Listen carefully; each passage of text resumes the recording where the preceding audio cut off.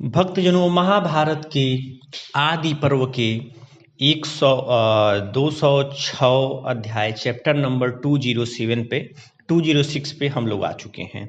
और अब तक की कहानी ये है कि धृतराष्ट्र ने विदुर जी को भेजा है द्रुपद की राजधानी कि वह नवविवाहित पांडव पुत्रों और उनकी नई वधू द्रौपदी को ससम्मान कुंती के साथ हस्तिनापुर लाएं और उसके बाद वो लोग वहाँ पर राज्य का बंटवारा करके पांडवों को उनका हिस्सा दे देंगे और दुर्योधन अपना आधे राज्य में रहेगा ताकि भाइयों के बीच में कोई विवाद न हो।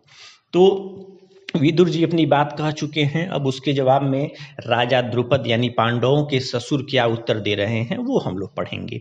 तो द्रुपद जी कह रहे हैं विदुर जी से कि आपने जो कहा ये बड़ी खुशी की बात है और पांडवों को भी अपने घर जाना चाहिए, ये तो बड़ी अच्छी बात है।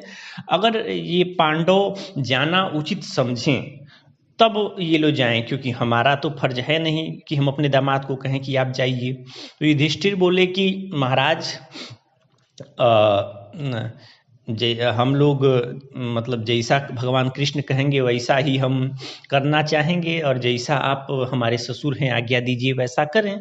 तो कृष्ण जी ने कहा कि हमको भी लगता है कि इन्हें जाना चाहिए अपने पैतृक घर पर और अपना कुल हिस्सा वगैरह लेना चाहिए, बाकी जैसा द्रुपद जी कहें वैसा ही सही होगा। तो द्रुपद जी बोले कि मेरा भी यही मानना है कि पांडवों को अपने यहाँ जाना चाहिए। तो फिर इस तरह से डिस्कशन हुआ कि हाँ ठीक है चलना चाहिए। इधर विदुर जी सोचे कि अपनी भाभी कुंती से मिल आएँ, तो कुंती से मिलने चले गए। कुंती विदुर जी को देख करके काफ़ी उनकी सराहना की कि आप अगर नहीं बताए होते तो लाक्षागृह की आग में हमारे सारे बच्चे और मैं जल चुकी होती। आप हमारे हित चिंतक हैं और हमेशा मेरी रक्षा करते हैं। ऐसा करके कुंती रोने लगी। तो विदुर जी ने उनको प्रणाम किया, बोला कि आप क्यों रो रही हैं? अरे आपके बच्चे देखिए एकदम गर्दा मचा देंगे, आप एकदम मस्त रहिए, कोई चिंता की बात नहीं है। तो द्रुपद की आज्ञा पा करके पांडव लोग, द्रौपदी, कुंती सब लोग हस्तिनापुर की ओर चले। तो कृष्ण जी भी और विदुर जी के साथ चले कि चले हम भी थोड़ा माहौल देखा जाए क्या चल रहा है। फिर द्रुपद ने क्या किया कि पांडवों को जितना कुल अपना खजाने से देना वाना था, दहेज वहेज खूब दहेज दिया। उसका वर्णन करने की आवश्यकता नहीं है, आप समझ ही रहे हैं कि जब राजा हैं तो क्या।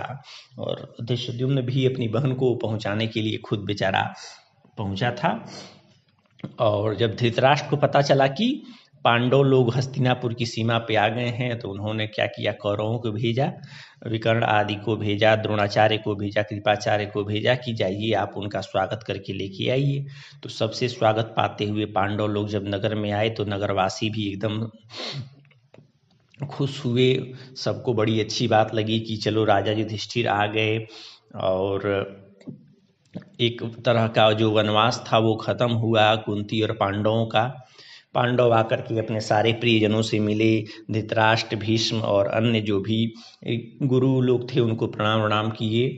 युधिष्ठिर जो थे वो नगरवासियों से हालचाल भी लिए। फिर राजा धृतराष्ट्र ने कहा कि अच्छा अब आप लोग थक गए हैं, जाइए महलों में आराम करिए।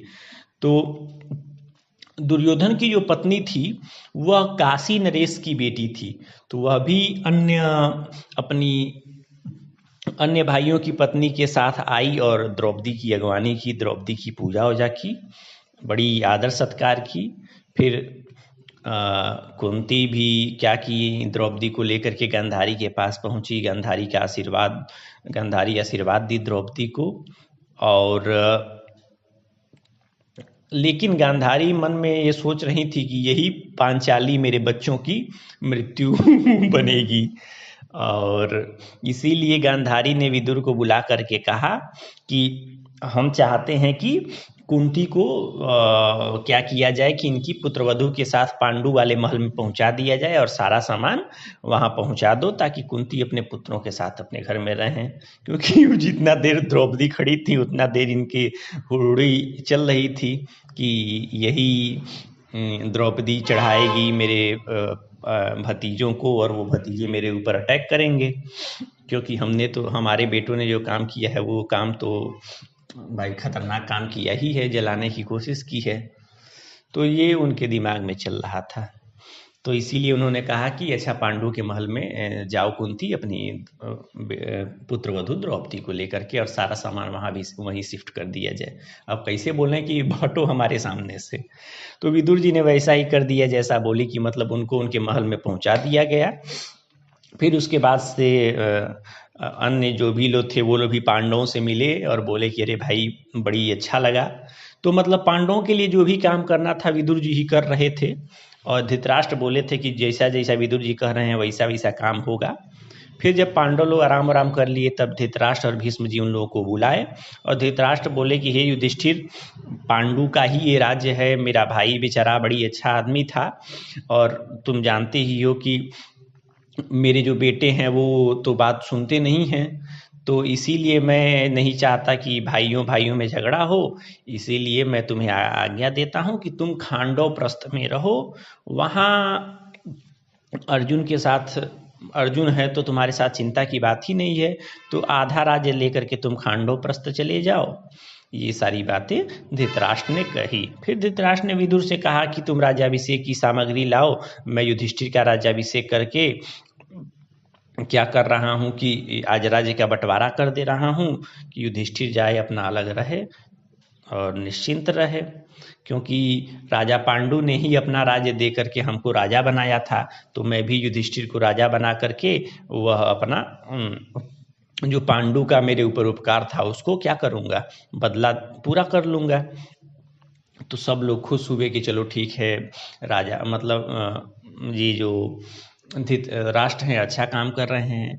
कृष्ण जी भी बोले कि महाराज आपने जो ये किया, बंटवारा करके पांडवों को आधा दे दिया, ये बड़ी अच्छा काम किया, आपने अन्याय नहीं किया, इसका तो हम स्वागत करते हैं।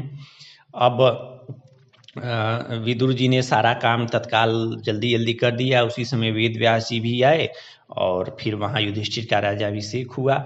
सब लोगों ने आशीर्वाद दिया कि बेटा तुम पूरा धरती जीतो। अब इस तरह से सारे लोगों से सम्मान पा करके युधिष्ठिर ने सबका अभिनंदन किया। बाकी गांधारी के जो बेटे थे यानी दुर्योधन आदि, ये सब बड़े दुखी हो रहे थे कि साला युधिष्ठिर को इतना सम्मान क्यों मिल रहा है। तो धृतराष्ट्र जो है वो देखे कि हमारे बेटे बहुत खुश हैं नहीं, तो कृष्ण और युधिष्ठिर के पास जा कर के बोले कि भाई अब तुमको तो राज्य मिल गया है, तो मैं चाहता हूँ कि तुम आज ही अगर खांडव प्रस्थ के लिए निकल जाओ और वहाँ अपना राज्य सेटल करो तो ठीक रहेगा, ज़्यादा देर यहाँ रुकना ठीक नहीं है। तो चूँकि खांडव प्रस्थ एक ऐसी जगह थी जो पहले तो यहाँ के राजा लोग वहाँ रहते थे, जैसे पुरुरवा, नहुष और ययाति जैसे राजा खांडव प्रस्थ में ही रहते थे।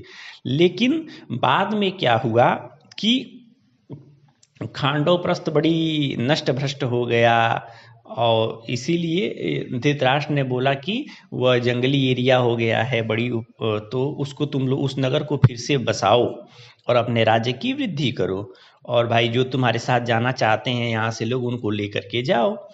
तो वह नगर बड़ी अच्छा है, तुम भाइयों सहित वही जाओ। जबकि हकीकत ये थी कि नगर क्या था, टूटा हुआ कितना पुराना जगह था, लेकिन अब क्या करेंगे। धृतराष्ट्र की बात मान करके पांडव लोग आधा राज्य लेकर के खांडव प्रस्थ की ओर चले गए, और वो भाई कोई नगर थोड़ी न था, वो तो भयंकर वन था। तो खांडव प्रस्थ पहुँचे।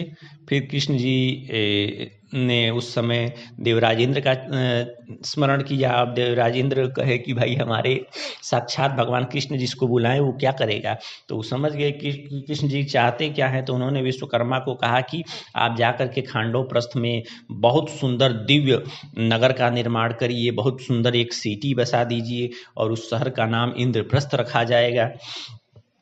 तो विश्वकर्मा उनकी बात सुन करके आए और कृष्ण जी को प्रणाम करके बोले कि ये प्रभु मेरे लिए क्या आज्ञा है। तो कृष्ण जी भी वही बोले कि अरे जैसे इंद्र में लोक की स्वर्गपुरी है, वैसे ही तुम एक महानगर बनाओ, और इंद्र के मन में है कि उसका नाम इंद्रप्रस्थ रहेगा, तो ठीक है उसका नाम इंद्रप्रस्थ ही रहेगा। भगवान अंतर्यामी आदमी है, इंद्र के मन की बात समझ गए थे।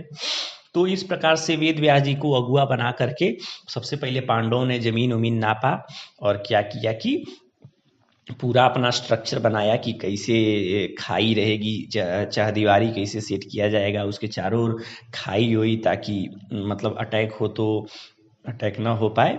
मतलब पूरा एकदम स्ट्रक्चर बना दिया गया वेद व्यास जी की अगवानी में पांडवों ने कि कहाँ क्या रहेगा, नगर की सुरक्षा की क्या व्यवस्था रहेगी, सब चीज़ बना करके इन्होंने जब एक सेटअप कर लिया तो फिर विश्वकर्मा जी को बता दिया कि ऐसे ऐसे बनाना है। अब क्या हुआ कि विश्वकर्मा जी ने बहुत खतरनाक रूप से वो नगर बसाया और इतना सुंदर नगर बनाया कि भाई कई दिशाओं के जो बनिया लोग थे वो लोग भी आए कि अरे भाई ये बड़ी अच्छी जगह है, यहाँ रह करके बिजनेस किया जाएगा तो बड़ा अच्छा रहेगा। उसी तरह से कई कलाओं को जानने वाले बढ़ई उढ़ई टाइप के जितने भी लोग हैं, मतलब जितने भी शिल्प कला के जानकार लोग थे, वो लोग भी आकर के रहना शुरू कर दिए। बाकी अच्छे अच्छे फल फूल वाले पेड़ पौधे भी लगवाए, सारी चीज़ें, मतलब समझिए कि एक खूब सुंदर नगर सेट करा दिया गया। उसी का वर्णन बताया गया है कि अच्छे अच्छे लोग आकर के रहते थे और फिर खेती बाड़ी भी सब काम होने लगा और वह राज्य बड़ी सुदृढ़ हो गया। इस प्रकार से पांडव लोग खांडव प्रस्थ में रहने लगे, उसी को हम लोग अब इंद्रप्रस्थ कहते हैं। इंद्रप्रस्थ बड़ी ही अच्छा था। फिर विश्वकर्मा जी को राजा युधिष्ठिर ने विदा कर दिया, वेद व्यास जी को भी विदा कर दिया। अब श्री कृष्ण जी भी कहे कि भाई अब हम भी चलना चाहते हैं, तो युधिष्ठिर बोले कि हे कृष्ण, आप ही की कृपा से इस अत्यंत दुर्गम और निर्जन जगह को भी धन धान्य से संपन्न राष्ट्र हम लोग बना पाए, आप ही की कृपा से हम लोग सिंहासन पर आरूढ़ हो पाए। हे कृष्ण जी, आप ही हम लोगों के सब कुछ हैं, हम लोग अपने बाप पांडु को नहीं जानते, आप ही हमारे सब कुछ हैं और इसीलिए हम लोगों के लिए जो उचित हो वो काम की अनुमति दीजिए। तो वासुदेव कृष्ण बोले कि हे युधिष्ठिर, आपको ये जो कुछ मिला है वो आप ही का है, क्योंकि आपके बाप दातों का राज्य है। तो आप एकदम धर्म का पालन करिए, ब्राह्मणों की सेवा करिए और थोड़ी देर में आपके यहाँ नारद जी आएंगे, उनकी बातें सुनिएगा और वही बताएंगे कि आपको किस तरह से कर्तव्य का पालन करना चाहिए। ऐसा कह करके कृष्ण जी अपनी बुआ कुंती के पास गए, उनको प्रणाम किए और बोले कि बुआ अब मैं जाऊँगा, आज्ञा दीजिए। तो कुंती भी रोने लगी, बोली कि बेटा, लाक्षागृह में जो हम कष्ट भोगे हैं वो मेरे पिता कुंती भोज को नहीं मालूम है, लेकिन तुम्हारे ही दया कृपा से हम लोग इतने कष्टों को झेल पा रहे हैं। इसीलिए मैं तो यही कहूँगी कि अपने भाइयों पांडवों को हमेशा याद रखना और हमेशा उनकी रक्षा करना। तो कृष्ण जी ने कहा कि आप जैसा कह रही हैं बुआ वैसा ही हम करेंगे, और फिर उनको प्रणाम करके सेवकों के साथ अपनी द्वारकापुरी लौट आए बलराम जी को लेकर के। इस प्रकार महाभारत का जो 206वां अध्याय चैप्टर नंबर 206 है वो यहाँ पर पूरा होता है।